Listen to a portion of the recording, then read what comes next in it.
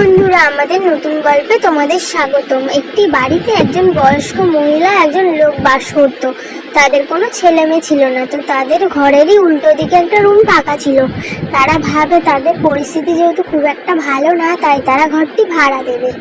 এই করতে করতে বয়স্ক মানুষটা বেরিয়ে যায় বাইরে বাজারে, ও সে বাড়ি ফিরে নিয়ে আসে একটি মাছ ও লেবু। এ নাও, মাছ আর লেবু এনেছি। শুধু মাছ আর লেবু আনলে হবে? আর কদিন এইভাবে চালাবো? বললাম তো, মানুষ পাই, ভাড়াটা দিয়ে দেবো ঘরটা।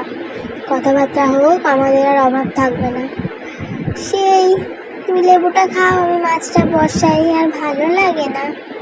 তুমি খেয়ে নাও মাছটা, কিছু তো খাওনি। আমি একটু শুই। আমিও শুই। এই করতে করতে বিকেল হয়ে যায়, ও তারা ঘুম থেকে উঠে লাইটগুলো জ্বালিয়ে বসতে থাকে দুজনে আপন মনে গল্প করার জন্য। তারপরে তারা বলতে থাকে, যদি কোনো ভাড়াটে পাই ভালোই হবে। হ্যালো বন্ধুরা, নেক্সট পার্ট পেতে হলে সাবস্ক্রাইব।